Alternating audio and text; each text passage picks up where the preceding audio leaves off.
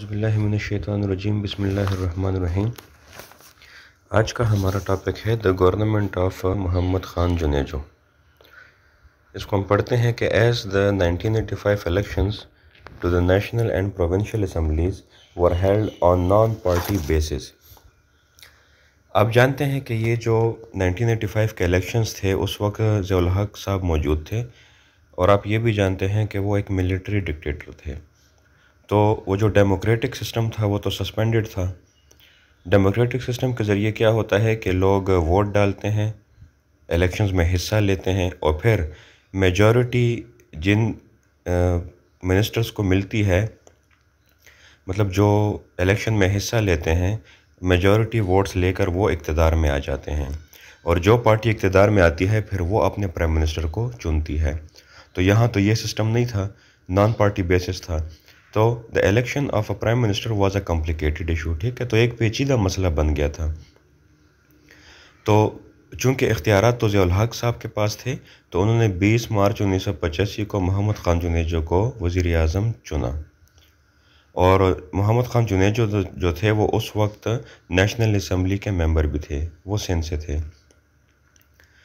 لیکن ضیاء الحق نے یہ کام کیا تھا کہ انہوں نے جتنے بھی صوبائی وزراء تھے، جن کو ایم پی ایز کہتے ہیں، ان کو، اور یہاں لکھا ہوئے consulted M N As from all provinces, تو یہ جو نیشنل اسمبلی کے ممبرز تھے تمام صوبوں میں سے، ان سے بھی مشورہ کیا۔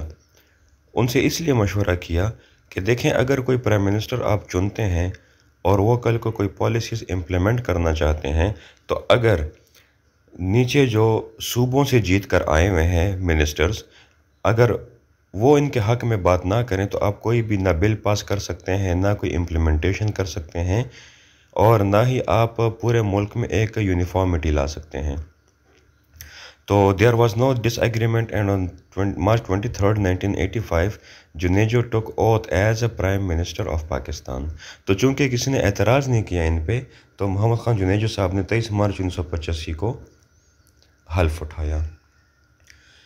اب جب حلف اٹھایا تو لازمی بات ہے کہ ایک پولیٹیکل سیٹ اپ کا آغاز تو ہو گیا تھا، کیونکہ ماشاء اللہ سے آہستہ آہستہ دور ہوتے جا رہے تھے۔ تو ضیاء الحق جو تھے، Zia was against the existence of political parties, چونکہ آپ نے پچھلے لیکچرز میں آپ نے دیکھا ہوگا کہ ضیاء نے کیا کیا تھا، اکاؤنٹیبلٹی، احتساب کا فیصلہ کیا تھا پولیٹیکل پارٹیز کا، اور ان پہ بین لگا دیا تھا، ٹھیک ہے، پچھلے لیکچرز آپ دیکھ سکتے ہیں۔ تو ضیاء تو اس چیز کے خلاف تھا کہ پولیٹیکل پارٹیز نہیں ہونی چاہیے، لیکن دوسری طرف وہ یہ بھی سوچ رہے تھے کہ اگر میں نے پولیٹیکل پارٹیز کی ایگزسٹنس کے لیے ایک پرائم منسٹر چن لیا ہے، تو لازمی بات ہے کہ پھر اس میں صوبوں کا بھی ایک رول ہوگا، ایک کردار ہوگا، اور صوبوں نے بھی ایگری کیا کہ محمد خان جنیجو ہمارے پرائم منسٹر ہو سکتے ہیں۔ تو اس کے بعد پھر ایک پارلیمنٹری فارم جو تھا وہ ضروری تھا۔ جس طرح آپ نے سنا ہوگا، میں نے پہلے بھی بتایا تھا کہ ایک پارلیمنٹ ہوتا ہے، نیشنل اسمبلی ہوتی ہے، سینٹ ہوتا ہے، تو ایک پولیٹیکل سیٹ اپ ہوتا ہے۔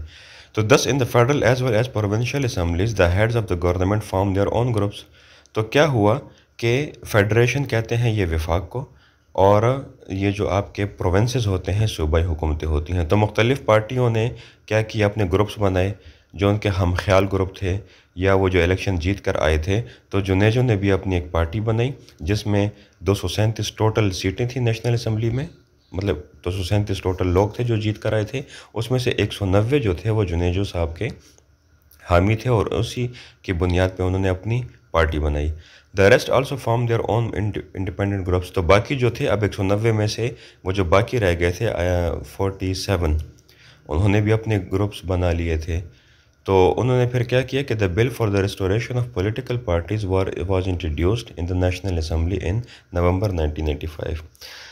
بل کیا ہوتا ہے؟ ایک ڈاکومنٹ ہوتا ہے۔ جب بھی آپ کسی چیز میں چینجز کرنا چاہتے ہیں، کنسٹیٹیوشن میں چینجز کرنا چاہیں، یا کوئی نیا سیٹ اپ لانا چاہیں، یا کوئی نیا فیصلہ کرنا چاہیں پولیٹیکل سیٹ اپ کے حوالے سے، تو پھر آپ کو ایک بل پاس کرنا ہوتا ہے۔ اور بل میں کیا ہوتا ہے کہ یہ نیشنل اسمبلیز کے جو لوگ ہیں جو جیت کر آئے ہوئے ہیں، ان میں سے اگر میجورٹی اس کے حق میں فیصلہ دے دیں تو وہ بل پاس ہو جاتا ہے۔ تو یہ بل کس سلسلے میں تھا؟ Restoration of political parties. کہ ہم کس طرف جائیں گے؟ ہم پولیٹیکل سیٹ اپ کی طرف جائیں گے، مطلب مارشاء اللہ سے دور ہوتے جائیں گے۔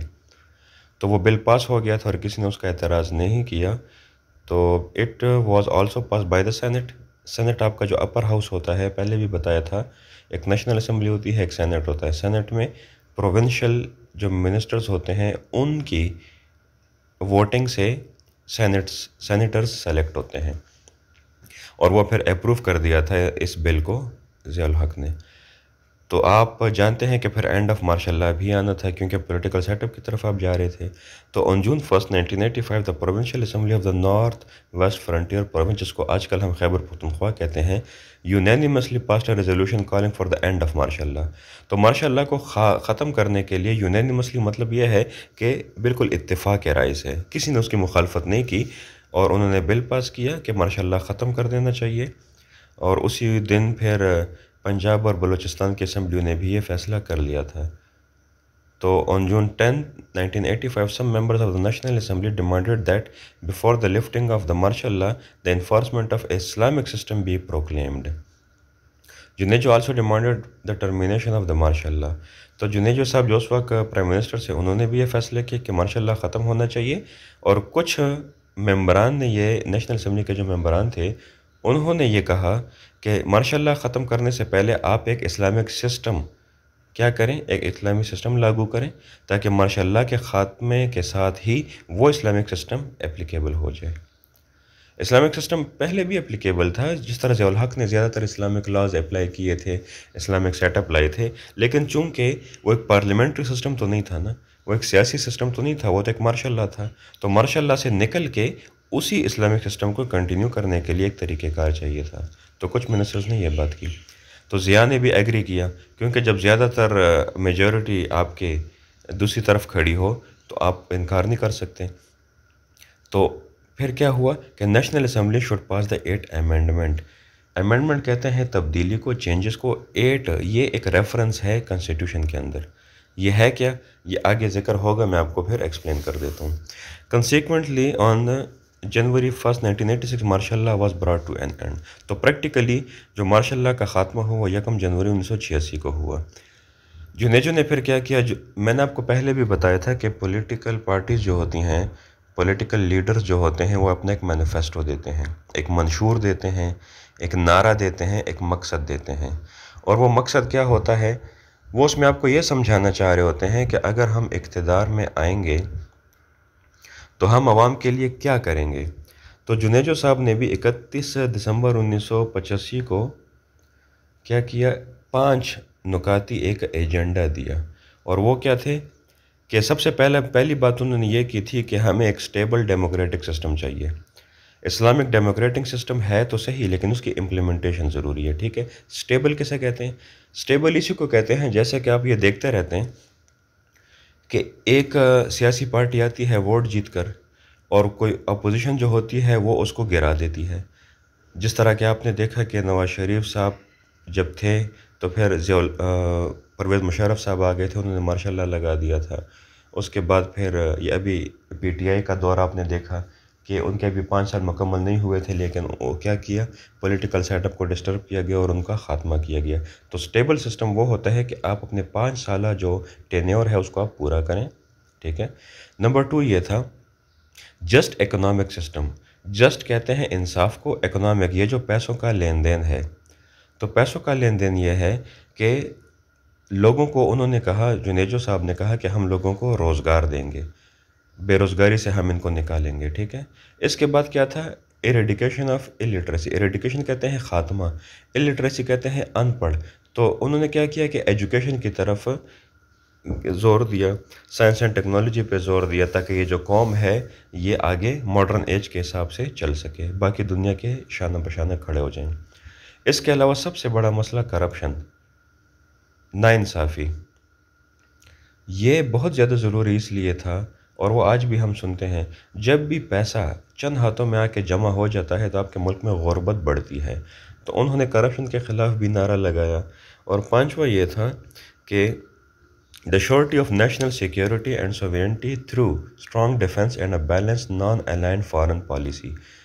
ملک کے اندر تو ٹھیک ہے ہم یہ اسٹیپس اٹھائیں گے، لیکن باہر اور لوگ کنٹریز کے ساتھ بھی ہم کیا کریں گے، ایک اچھی فارن پالیسی رکھیں گے، ایک اچھا تعلق رکھیں گے، اور وہ تعلق ہم اس بنیاد پہ رکھیں گے کہ نیشنل سیکیورٹی ہونی چاہیے، ہمارا ملک محفوظ رہے گا، کسی ملک کی طرف سے ہمیں کوئی خدشہ نہیں ہوگا حملے کا، اور ہم اپنی ساورنٹی مطلب سالمیت جو ہے اور ہمارا جو سٹیٹس ہے ملک کا وہ برقرار رہے گا، مطلب ہم اس پہ سمجھوتا نہیں کریں گے کبھی۔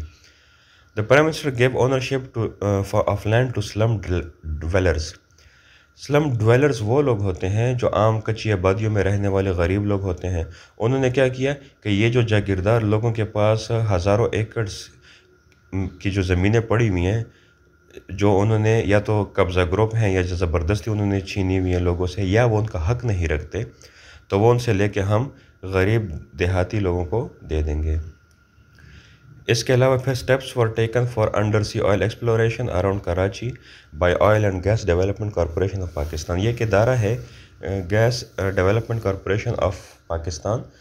یہ کیا کرتے ہیں کہ یہ جو زمین کے اندر ذخائر ہوتے ہیں آئل کے، گیس کے، یہ ان کو مانیٹر کرتے ہیں، ایکسپلور کرتے ہیں، ڈھونڈتے ہیں، اور پھر یہ انڈر سی مطلب سمندر کے اندر سے کیا کرتے ہیں، مختلف سیٹ اپ کے ذریعے نکالتے ہیں۔ اب دیکھیں 8 امینڈمنٹ کی میں نے بات کی تھی، اس کو میں یہاں ایکسپلین کرتا ہوں۔ 8 امینڈمنٹ یہ ہے کہ جو صدر ہے اس کے پاس اتنی پاور ہوتی ہے کہ وہ پرائم منسٹر چن سکے۔ ڈیموکریسی میں تو یہ نہیں ہوتا۔ ڈیموکریسی میں تو کوئی ایک بندہ اٹھ کے یہ نہیں کہتا کہ میں نے یا نواز شریف کو پرائم منسٹر بنانا ہے، یا عمران خان کو بنانا ہے، یا میں نے آصف علی زرداری صاحب کو بنانا ہے۔ ہوتا کیا ہے، الیکشنز ہوتے ہیں، پورے ملک میں جس نے زیادہ ووٹ لیے ہوتے ہیں وہ اس پارٹی کا کیا ہوتا ہے، ہیڈ ہوتا ہے، چیئرمین ہوتا ہے، اور وہ جا کے پرائم منسٹر بن جاتا ہے۔ لیکن 8 امینڈمنٹ یہ تھی کہ پریزیڈنٹ آل ان آل ہے، اس کی جو مرضی چنے، تو بات وہی ڈکٹیٹرشپ کی طرف چلی جاتی ہے۔ ماشاء اللہ اب آپ کو سمجھ میں آ رہا ہوگا، ٹھیک ہے، تو یہ وہی چیز تھی۔ اور اس میں 8 امینڈمنٹ میں یہ تھا کہ 1990 تک وہ پرائم منسٹر رہ سکتے ہیں جن کو صدر چنے گا۔ He had got appointed a prime minister from Sindh keeping in view to restore the political stability here۔ تو انہوں نے کیا کیا، خود تو یہ اوپر بیٹھے ہوئے تھے ضیاء الحق صاحب، اور انہوں نے پھر پرائم منسٹر چنا سندھ سے۔ لیکن جنرل ضیاء الحق صاحب یہ امید نہیں رکھتے تھے کہ وہ ماشاء اللہ کے خلاف بات کریں گے۔ ضیاء الحق صاحب کے ذہن میں یہ تھا کہ چونکہ میں تو جنیجو صاحب کو فیور دے رہا ہوں، میں تو ان کو اپوائنٹ کر رہا ہوں، انٹرن یہ میرے اوپر بھی احسان کریں گے اور یہ میرے خلاف نہیں بولیں گے۔ لیکن وہ ایکسپیکٹیشن کے خلاف گئی بات۔ تو اس کے بعد پھر کیا ہوا کہ انہوں نے کچھ منسٹرز کو، ضیاء الحق صاحب نے کچھ منسٹرز کو پورٹ فولیوز مطلب کچھ ذمہ داریاں دیں۔ کیبنٹ کابینہ کو کہتے ہیں۔ کابینہ کیا ہوتی ہے، جب آپ پرائم منسٹر بن جاتے ہیں تو آپ کے انڈر کچھ منسٹرز کام کرتے ہیں، جس طرح آپ سنتے ہیں کہ وزیر تعلیم، وزیر خارجہ، وزیر داخلہ، ٹھیک ہے، تو یہ کابینہ بنتی ہے ان لوگوں سے۔ تو ضیاء الحق صاحب نے کچھ لوگوں کو کابینہ کا حصہ بنایا تھا، لیکن جنیجو صاحب نے کیا کیا، ری شفل، ان کو پھر چینجز کر دی، ان کی پوزیشنز کو، ان کی وزارتوں کو چینج کر دیا۔ تو لازمی بات ہے جب آپ ضیاء الحق صاحب کے فیصلوں کے خلاف کام کریں گے تو کریٹڈ ڈرفٹ، اختلافات ان کے بیچ میں پیدا ہو گئے۔ کن کے بیچ میں؟ ضیاء الحق اور محمد خان جنیجو، یا دوسرے الفاظ میں صدر اور وزیر اعظم کے بیچ میں۔ اور دوسری طرف آپ جانتے ہیں کہ وہ افغان جہاد بھی چل رہا تھا۔ سوویت یونین، جو میں نے ذکر کیا تھا کہ رشیا جو آج کا رشیا ہے وہ اس وقت سوویت یونین کا حصہ تھا، انہوں نے حملہ کیا ہوا تھا اور ریفیوجیز آ گئے تھے ہماری طرف، وہ مسئلہ بھی چل رہا تھا۔ تو سوویت یونین کو بھی وہاں پہ شکست کا سامنا کرنا پڑ رہا تھا، تو ان کے پاس اور کوئی آپشن تھا نہیں ٹو کوئٹ افغانستان، کہ وہ افغانستان سے نکل جائیں۔ Zia wanted the establishment of mujahideen run interim government Afghanistan before the end of war. اور ضیاء الحق کے ذہن میں یہ تھا، وہ یہ چاہتے تھے کہ جب یہ سوویت ٹروپس، فوجی یہاں سے نکل جائیں گے تو لازمی بات ہے پھر جو لوکل لوگ ہوں گے افغانی، ان کے بیچ میں خانہ جنگی شروع ہو جائے گی۔ کس لیے شروع ہو جائے گی؟ وہ یہ چاہتے ہوں گے کہ ہم اقتدار میں آ جائیں، تو پھر ایک جنگ کا ماحول شروع ہو جائے گا۔ تو ضیاء الحق صاحب یہ چاہتے تھے کہ وہاں پہ ایک عبوری حکومت انٹرم گورنمنٹ ہوتی ہے، جو ٹیمپرری گورنمنٹ ہوتی ہے، مجاہدین کی گورنمنٹ وہاں پہ بنا دی جائے۔ تب تک بنا دی جائے جب تک ایک پراپر پولیٹیکل سیٹ اپ وہاں نہ بن جائے۔ But in November 1987 Junejo took the foreign ministry from Sahibzada Yaqub Khan who had great experience in dealing with the Afghanistan issue. جو فارن منسٹر جو وزیر خارجہ تھے اس وقت صاحبزادہ یعقوب خان، یہ یاد رکھیں، یہ MCQs میں بھی آپ کے کام آ سکتا ہے. ان کا ایکسپیرینس، ان کا تجربہ زیادہ تھا افغانستان کے ایشوز کے اوپر، تو وہ زیادہ اچھا فیصلہ کر سکتے تھے پوسٹ وار سچویشن میں. پوسٹ وار سچویشن یہ ہوتی ہے کہ جنگ کے بعد کی جو حالات تھے، لیکن جنیجو صاحب نے ان کو ہٹا دیا تھا. An all-parties conference on Afghanistan and Geneva talks were held in which all the major political parties including the Pakistan People's Party participated. All parties conference اس مقصد کے لیے بلائی جاتی ہے جب آپ کوئی بڑا فیصلہ کرنے جا رہے ہوتے ہیں تو آپ سب سے مشورہ لیتے ہیں. تو آپ کے ملک میں جتنی بھی پارٹیز ہوتی ہیں ان کو آپ بلاتے ہیں، ان کے سربراہان کو بلاتے ہیں، ان کے جو ممبرز ہوتے ہیں ان کو بلاتے ہیں اور ان کے ساتھ مشورہ کرتے ہیں کہ ہمیں اس سچویشن میں کیا کرنا چاہیے. تو دو سچویشنز تھی، ایک تو یہ افغانستان کے ایشو کے اوپر انہوں نے بات کرنی تھی اور دوسرا جنیوا ٹاکس کے اوپر. آن April 10th 1988 fire broke out in the arms depot of Ojdi camp in Rawalpindi. Hundreds lost their lives. ایک آگ لگنے کا ایک واقعہ ہوا تھا، ٹھیک ہے، پنڈی میں 10 اپریل 1988 کو، اور کافی لوگوں کی جانیں اس میں چلی گئی تھیں، ٹھیک ہے. اس میں کافی نقصان ہوا تھا پراپرٹیز کو. اور the issue of inquiry into this incident widened the rift between General Ziaul and Prime Minister Junaid government. تو اس واقعے کے اوپر بھی کچھ اختلافات تھے پریزیڈنٹ اور پرائم منسٹر کے بیچ میں، اور اختلافات پہلے بھی چل رہے تھے. تو آپ کو پتہ ہے کہ جب اختلافات بڑھ جاتے ہیں تو پھر ڈسمسلز ہوتے ہیں. تو ڈسمسل جنیجو گورنمنٹ کی کیسے ہوئی؟ On May 22, 1988 Junejo move to Korea on an official visit. His remarks on the restoration of democracy were interpreted by Zia as statements against the military. تو جنیجو صاحب یہ کہہ رہے تھے کہ ڈیموکریسی آنی چاہیے، ڈیموکریسی ہونی چاہیے، ملک میں جمہوریت ہونی چاہیے، اور دوسری طرف آپ جانتے ہیں کہ ضیاء الحق تو ملٹری ڈکٹیٹر تھے، تو وہ تو اس حق میں کبھی تھے ہی نہیں. تو جب جنیجو صاحب کوریا گئے کسی وزٹ پہ، واپس آئے، تو اسے اگلے ہی دن ضیاء صاحب نے کیا کیا، نیشنل اسمبلی کو تحلیل کر دیا، ڈیزالو کر دیا، ختم کر دیا. پروونشل اسمبلی، صوبائی اسمبلیز کو بھی ختم کر دیا. اور انہوں نے کیا کیا؟ وجہ تو دینی تھی، لازمی بات ہے جب آپ اتنا بڑا فیصلہ لیتے ہیں.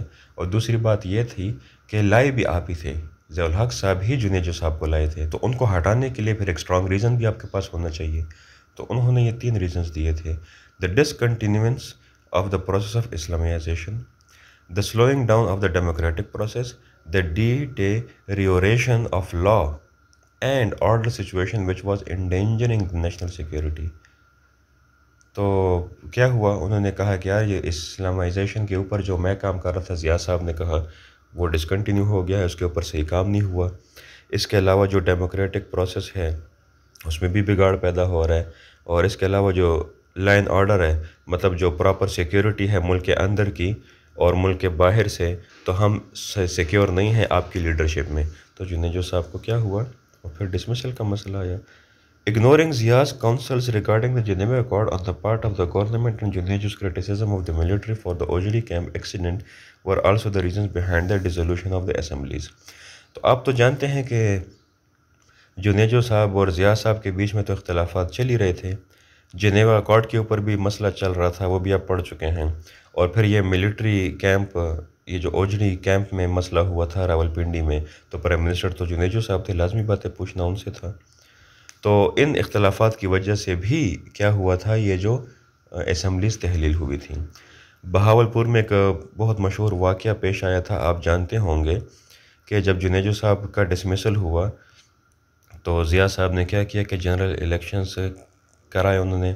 But before the elections were held 17 اگست 1988 کو ضیاء الحق صاحب جہاز میں کہیں جا رہے تھے اور انہوں نے بہاولپور ایئرپورٹ سے ٹیک آف کیا، اڑے وہاں سے، اور اڑنے کے کچھ ہی لمحے بعد ان کا ایکسیڈنٹ ہو گیا تھا اور وہ اس میں جام بھاگ ہو گئے تھے.